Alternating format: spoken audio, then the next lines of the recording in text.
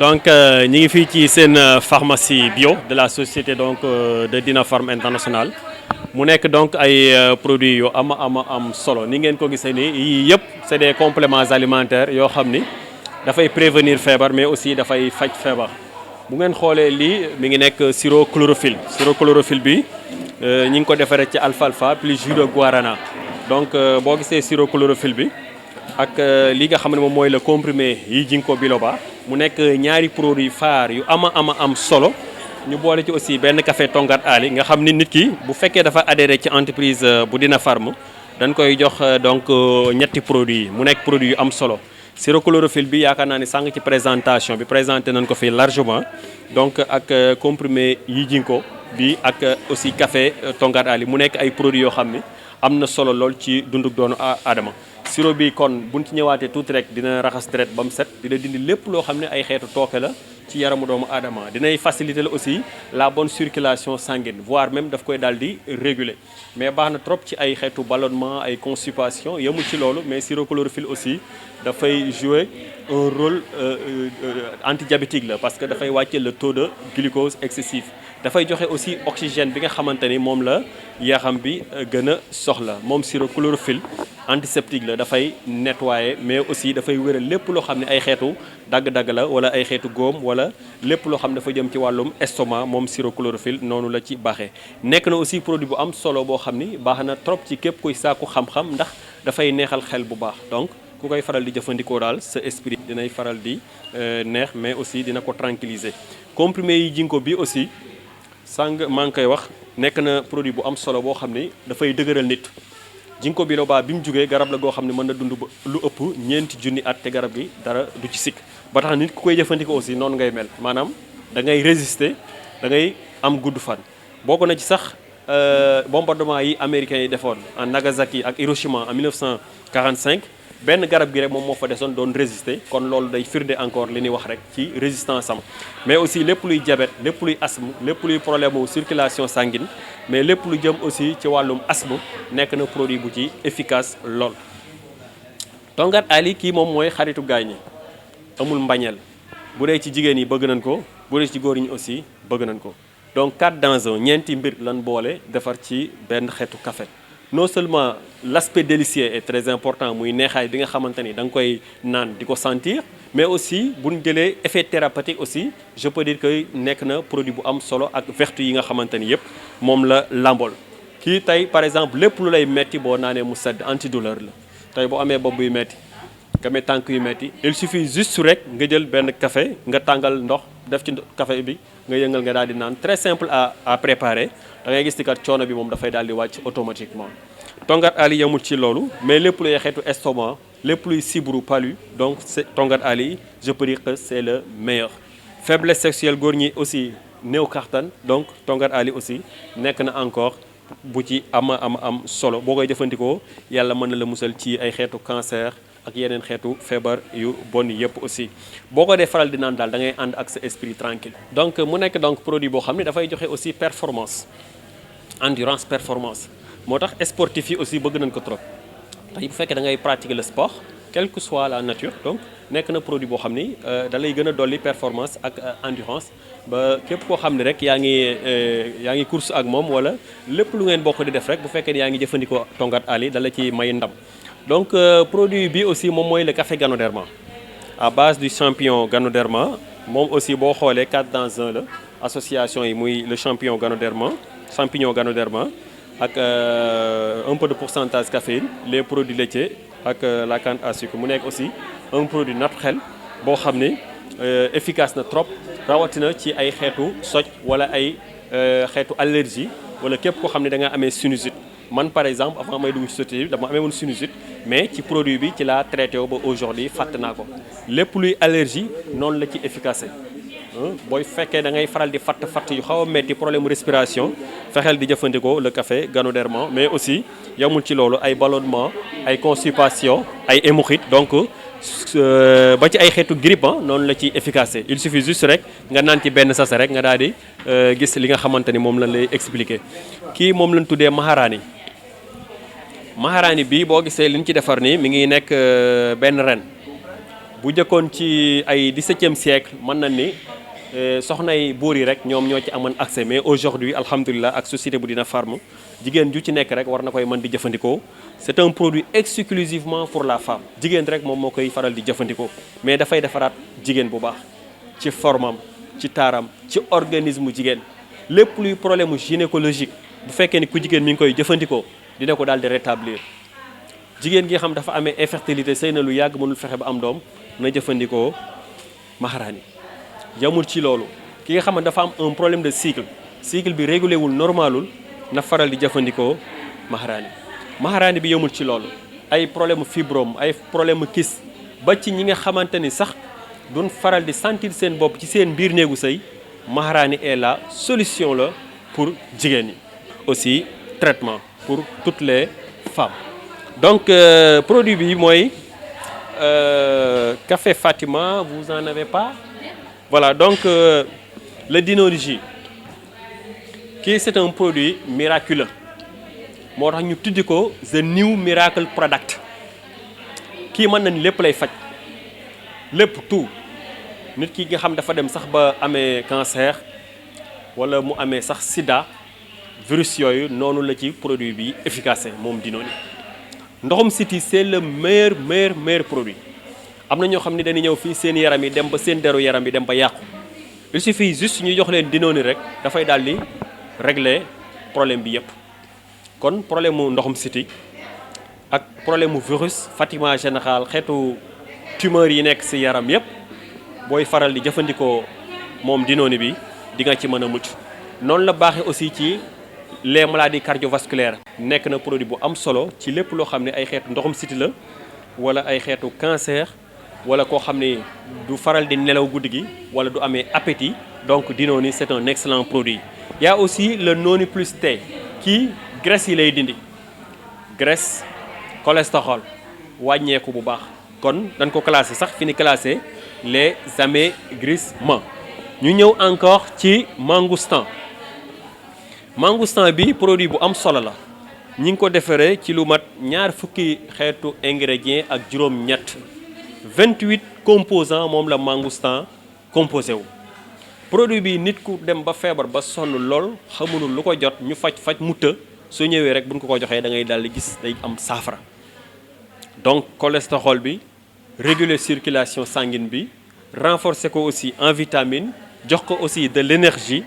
mais aussi lépp luy composant énergie glucides protéines ba ci les matières grasses noonu la ci produit bi aussi noonu la ci baaxee. nga ñëw ci la maladie cardiovasculaire le cœur noonu la ci baaxee dafay nettoyer bu baax aussi rein yi baax na aussi ci ndoxum siti mais aussi yemul ci loolu Dinori mangoustan baax na trop ci ñi nga xamante ne aussi dañuy am problème mu vision bi nekkul vision bu leer. y a aussi le Dinatonic bi moom mi ngi ko composé 15 différents types de plantes moom lañ boole pour defar ci Dinatonic ñu koy wax tonique de Dina. tonique de Dina bokk na ci produit yi ñu classé ci xamante ni mooy les stimulants du système immunitaire. les anti-vieillissement c'est vrai que produit yëpp yu ci bëri am na effet anti-vieillissement c'est-à-dire que dafay retarder bu wax la vieillesse mais bi bokk na ci benn ci yooyu noonu dafay gën a renforcer système immunitaire. ba ci Covid 19 bi ñuy wax bu fekkee ni yaa ngi jëfandikoo Dinatonic dina gën a stimuler sa système ba nga xamante ni sa soldats yi nekk sa yaxam bépp xeetu jàngoro wala bépp xeetu virus bu la nar a dugg rek dina ko mën a faagagal bu baax. Dinatonic baax na trop ci tension dina la jox énergie baax na aussi ci lépp loo xam ne dafa jëm ci problème mu articulation moo xam ci genoux yi la moo xam ci ndigg yi la wala fépp foo xam ne rek yax yi dañ fa daje moom Dinatonic baax na ci trop. Dinatonic yemul ci loolu góor yi nga xam ne dañuy faral di gaaw di wàcc lal ñu koy wax éjaculation précoce donc bokk na ci yi nga xamante ni daf koy daal di saafara. nekk na produit daal boo xam ni moo xam tension nga amee moo xam problème mu rein nga amee moo xam problème mu xol nga amee donc Dinatonic bi nekk na saafara pour jafe-jafe yooyu nga xam ni mi ngi faral di am ci askan bi. yaa ngi seetlu ni jinga bi ñetti composant lañ ko defaree ñi ngi ko defaree ci miel xam ngeen ni lem day faj ñu defar ko ci ginseng aussi gis ngeen vertu yi nga xamante ni yëpp moom la lambool mais aussi gingembre di dinjar donc ñetti composant yooyu moom la produit bi lambool. tey jii jamono ji xeetu ballonnement constipation wala problème de digestion ça pose beaucoup de problèmes donc avec ginseng honijinga da ngay daal di am saafara donc problème yooyu yëpp ba ci ay xeetu hémorroïde problème de digestion problème estomac problème circulation sanguine yooyu yëpp dafay daal di jeex yamul ci loolu mais aussi boo ko defaree da ngay am je peux dire jus bu extraordinaire mais aussi dafay dëgëral bu baax li nga xamante ni mooy xol bi surtout battement cardiaque yi moom ginseng honijinga dafa am solo trop ci cartilage aussi mooy liquide bi nga xamante ni mooy permettre quand même ñaari yax yi bu nu laalantee borom du sentir benn métit donc dafay jouer un rôle comme genre amortisseur donc ñaari yax yi saa bu nu laalantee rek bu fekkee nit ki dafa am problème cartilage wala déficit de cartilage dafay sentir un problème bu fekkee ne yaa ngi jëfandikoo Dina RH bi dafay liggéey cartilage bi nga xam ni quel que soit sa âge donc da ngay garder toujours la bonne articulation partout ci sa biir yaram. ñi ngi ko defaree ci Tongat Ali capsule ak Ginkgo maanaam ñaari composant produit lan boole Ginkgo bi présenté nañ ko léegi Tongat Ali capsule moom moo nekk nii mais boo jëlee ndoo ginaar yi da ngay am je peux dire que ñaari nekk ci benn produit da nga koy daal di am donc kii ñaar yëpp boo ci mën a jëfandikoo da ngay am une performance surtout la performance sexuelle yamul ci loolu fatiguement général équilibre endurance ça te donne de l'énergie mais lépp luy métit da ngay daal di tàggoo ak moom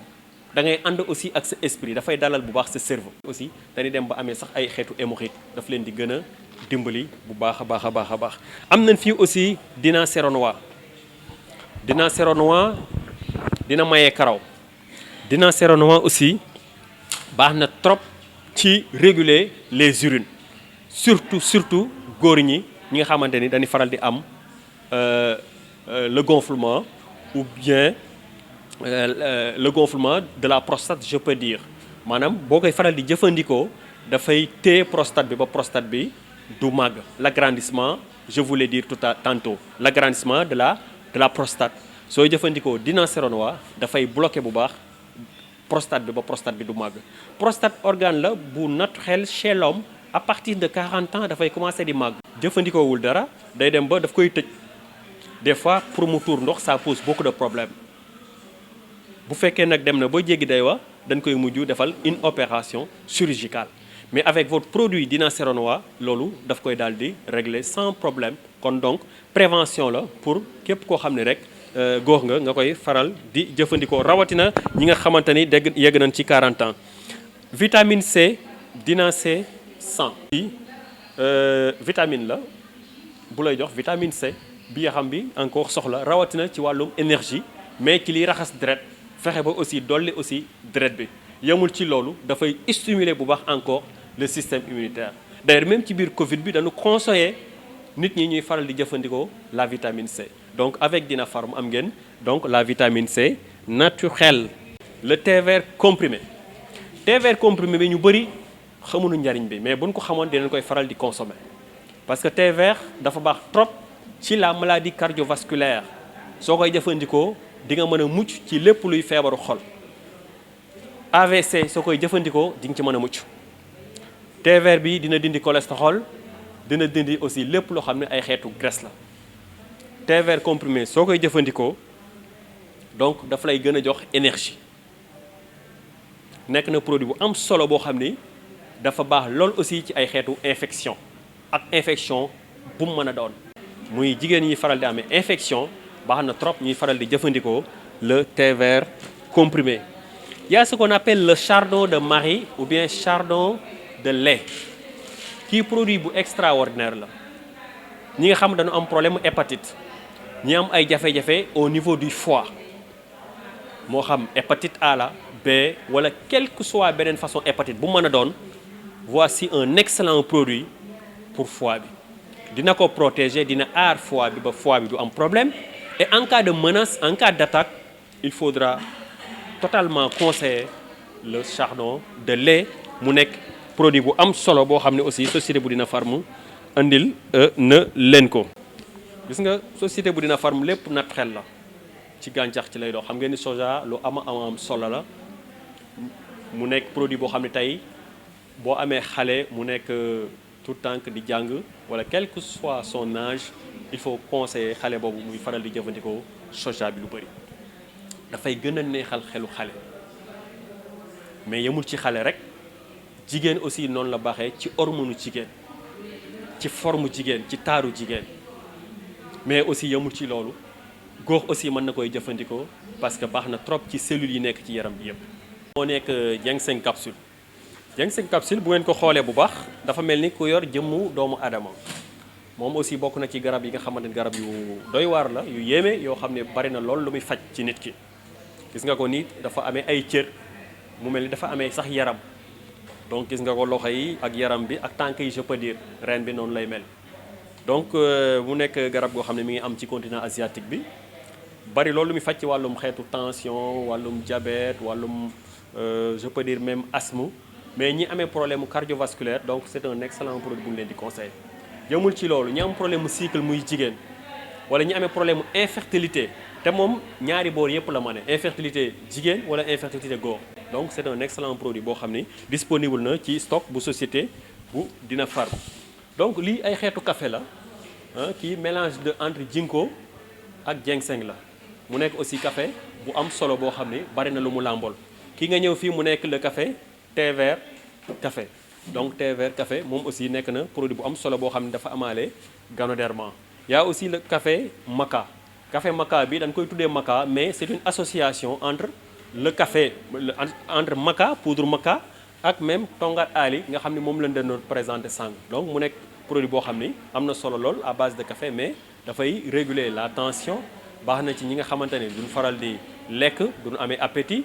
baax na ci ñi nga xamante ni du nelaw mais aussi les faiblesses sexuelles donc ça permet quand même la bonne performance ci lépp loo xam ne dafa jëm ci wàllum biir néegu sëy mais les bouffées de chaleur chez la femme même qui est en période de ménopause donc dafay sentir des bouffées de chaleur yooyu aussi noonu la ci efficace dama jëlale nag ay yaram yuy tàng wala ay siburu wala lépp loo xam ne dafa jëm ci wàllum métit cette fois-ci nag dañuy avancer un peu ci produits cosmétiques yi donc li ngeen gis ni par exemple c'est des lavages féminins yi nag am nañ ci ay xeet yu wute par exemple lii moom lañ tuddee lavage féminin à base de céri mu nekk lavage bu am solo aussi pour lépp loo xam ni dafa jëm ci hygiène de la femme par exemple donc bu jëlee céri bi dañ koy faral di conseiller surtout les jeunes filles nga xam ni amagun borom kër sëyagun donc lavage bi aussi baax na trop ci ñoom ci lépp loo xam ni dafa jëm ci wàllum infection donc daf koy prévenir mais aussi daf koy faj bu baax a baax te moom amul sax effet yi nga xamante ni moom la yeneen yi am muy effet élasticité vaginale wala resserrement vaginal nga xam ni c'est le contraire ak yeneen ñaar yi nga xamante ni yëpp ameat nañ ko fi muy le lavage par exemple gamat ak le lavage Kassi Fatima donc ci biir loolu le lavage gamat à base de gamat lañ ko defaree moom baax na trop ci jigéen rawatina nag jigéen gi nga xamante dafa nekk en état de grossesse dem ba grossesse bi nekk à terme daf koy may élasticité vaginale surtout ci accouchement bi da koy dimbali ba xëy na mën na am sens ba kenn du ko yokk daal comme ni ñu koy waxee en général donc bu koy jëfandikoo mën na ko dimbali wax mais jigéen yi nga xamante aussi ay dañuy soog a dugg ci biir néegu sëy par exemple kii soog a marié mën na sentir aussi xat ci borom këram donc mën nañ ko koy conseiller aussi mu di ko faral di jëfandikoo mais retenez bien que boo ci mën a jëfandikoo aussi lépp lu hygiène de la femme donc baax na trop ci moom moo xam ay infection la wala ay perte blanche là c'est le lavage céri en général ñi marié ba pare ñoo koy faral di jëfandikoo le lavage Kassi Fatima am nañ ko sous forme de café mais ci biir loolu composant Kassi Fatima aussi am nañ ko ci maharaani bi nga xamante ni doon nañ ko présenté sang donc boo ko xoolee donc mi ngi nii moom resserrement vaginal vraiment moom moo ci gën a efficace donc après accouchement dañ koy faral di conseiller jigéen wala jigéen yi nga sentir aussi dafa sentir dafa xaw a yaatu ci borom këram donc dañ ko koy conseiller aussi mu di ko faral di jëfandikoo tey yëpp nag li ci gën a amati solo mooy amul benn effet secondaire bu ci nekk lépp c'est bio lépp c'est naturel donc dafay prévenir mais aussi dafay faj bu baax a baax lii aussi ñi ngi ko defaree ganoderma boo xoolee ganoderma suñu broderie yu bëri dafa composé ak champignon bi ñuy wax ganoderma donc bii lait la pour yaram bi lait du corps donc mu nekk lait boo xam ni dina dundal bu baax peau yaram bi lépp loo xam ni ay yaram buy dëgër la wala yaram buy faral di wow boo koy jëfandikoo doo ko am dina dundal dina noyal aussi yaram bi aussi gel douce la gel douce aussi dañ koy conseillé ku nekk rek bu sangoo pare mu jël ko xëbal ko ci yaram bi donc sotti ndox mu daal di wàcc donc efficace na trop aussi ci yaram. Voilà, là c'est des comprimés dañ ko classé fi ni classé les amaigrissements muy ñi nga xam dañu bëgg a wàññi poids dañu bëgg a wàññeeku donc foofu lañ koy classé le thé vert le comprimé Dina S donc amaigrissant. Donc lotion bleue aussi moom aussi lait du corps la lait du corps bu am solo la moom aussi dina dundal bu baax deru yaram bi te naturel la ku nekk aussi mën na koy jëfandikoo. Là c'est la crème Evita crème bu am solo mi ngi nii xëy na nit ñi bàyyiwuñ ci xel donte ni tuuti na mais am na solo trop ci lépp loo xam ne dafay dundal deru yaram. Produit cosmétique bu société bu Dina Farm c'est des produits yoo xam ni dafay fajaale ci biir. crème bi fi mu nekk boo ko dee xool dafay dugg ci biir yaram bi di fajaale sax di réguler sax circulation sanguine bi par exemple nga xam ni problème mu nerf boo ko dee am nga koy faral di jëfandikoo mën na ko saafara ci biir. crème bi lépp luy bouton lépp luy tache lépp luy démangeaison peau acné donc c'est la meilleure crème donc c'est très très efficace donc mën nañu koy def application au coucher donc ça suffit. Lavage féminin bi aussi lavage la bu am solo ci jigéen. moom aussi dafay fajaale ay infection dafay fajaale aussi ay xeetu perte blanche te mënees na koy jëfandikoo comme gel donc lavage la bu am solo boo xam ni jigéen gu nekk rek war na ci bàyyi xel bu baax. lii ngeen gis ni c'est des savons am na le savon Pegaga le savon Gamar y a le savon Ganoderma comme saabu donc ñëpp ci famille bi mën nañu koy jëfandikoo muy xale yi muy mag yi mais aussi mu nekk savon boo xam ni boo koy faral di jëfandikoo dafay dindi tàngaayu yaram par exemple dafay dindi ay boutons dafay dindi aussi ay taches. mais boo koy faral di jëfandikoo toujours dafay dundal bu baax sa deru yaram mu nekk ay produits yoo xam ni efficace na trop mais c'est naturel la. pâte dentifrice kii pâte la boo xam ni huile de terre lañ ko defaree mu nekk pâte plus maanaam pâte bu en lambo ak leneen. pâte bi efficace na lool pâte nag ñi ngi ko xam ci ay bëñ. mais pâte bi au-delà ci brosse ay dents pour dundal ak dëgëral bëñ yi fexe ba gémmañ bi du am benn saleté du am aussi benn xeetu feebar muy cancer de la bouche ak yot mais aussi dafay weexal bëñ yi mais yamul ci loolu au-delà ci gémmañ pâte bi mënees na koy jëfandikoo ci yeneen anam par exemple testé nañ ko c'est très positif tey nit ki par exemple su amoon soj rhume par exemple su jëlee tuuti ci pâte bi mu wan ko dafay gis ni dafay daal di traité rhume boobu noonu. méttitu biir testé nañ ko bu fekkee ni sa biir sax day metti donc boo ci jëlee tuuti nga wan ko da ngay gis ni dafay daal di seral biir boobu di metti. sa yaram bi metti fatiguement général mën nga ko utiliser nga def ko comme massage nga xëy amuloo diw aussi mën nga ko jëfandikoo comme sa lait du corps parce que ñi ngi ko defalee ci huile te boo xoolee suñu produit yu bëri yu jëm ci wàllum côté cosmétique ay lait du corps ainsi de suite dañ koy defaree huile de terre moo tax pâte bi yooyu yëpp aussi dañ ko ci faral di jëfandikoo et puis c'est très efficace. métti du bëñ jooni la koy daal di faj waaw bëñ buy métti donc jooni la koy daal di faj. Voilà donc produit bi xam naa dañ ko sauté woon ñu koy wax bipollen à base de pollen d'abeille produit bu efficace mi ngi nii produit bi lépp luy problème mu asthme noonu la ci efficace mais bépp nit bu bëgg taar dafay taaral bu baax yaram daf koy jox couleur bu rafet couleur un peu rose soo koy jëfandikoo picc tache allergie yooyu yëpp doo koy amee mais aussi l'état convalescent képp koo xam ne da ngay jógee ci tawat bëgg a jàppaat sa forme récupérée donc sa fexeel ba jëfandikoo le bipollen yëmul ci loolu soo koy jëfandikoo am nga sens lool pour am gudd fan. donc y a aussi le yang produit bi aussi nekk na produit bu am solo le yang nekk na produit boo xam ne ñu ngi ko defaree pépins de raisin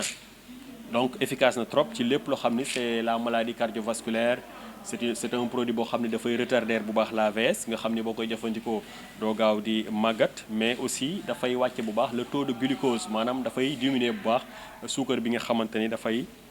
nekk ci deret ji. produit bi aussi boo koy jëfandikoo dafay jouer un rôle très important ci bët yi ñi am problème mu bët nga xam ni ils n'ont pas une vision nette une vision claire donc dañ leen di conseiller ñuy jëfandikoo li nga xamante ni moom mooy le yang pépin de raisin bépp nit bu bëgg taar bu bëgg peau bu liis peau bu rafet peau bu baax nga am gudd fan ba pare aussi nga wér del faral di jëfandikoo yang del faral di jëfandikoo Bipolène ak yeneen produits yi nga xamante ni yëpp présenté nañ leen ko kon ñi ngi leen di sant ñi ngi leen di gërëm ci seen teewaay fii ci agence bu Dina Farm Touba mu mel ni kon lii dafa jot askanu Sénégal bi yëpp xam exactement lan mooy produit bu Dina Farm xam exactement fan lañ ko mën a amee aussi parce que dañuy liggéey ci distribution donc muy membre yi nga xamante ni yëpp adhéré nañ ci entreprise bi am nañ sañ-sañ jël produit bi di ko distribuer ak anam yi nga xamante ni mooy anam yi gën bu ko defee askan bi aussi ñu mën a am accès ci produit am nañ ay direction un peu partout aussi ci gox-goxaan yi donc boo demee Thiès nga dem Dakar nga dem Saint-Louis nga dem Ziguinchor donc Kolda Tambacounda foofu yëpp am nañ fa ay représentants yoo xam ni soo demee rek dinañ la mën a servir ci entreprise société bu Dina Farm mu mel ni kon lekk la boo xam ni amul dara loo xam ni daf koy daal di lore donc prévention traitement en même temps nga mën adhérer ci entreprise société bu Dina Farm di ci liggéey di ci tedd sa njaboot aussi mën ci tedd ëllëg kon donc li ñu koy waxee rek Dina Farm c'est un monde de santé d'abondance et de liberté un monde où les rêves se réalisent je vous remercie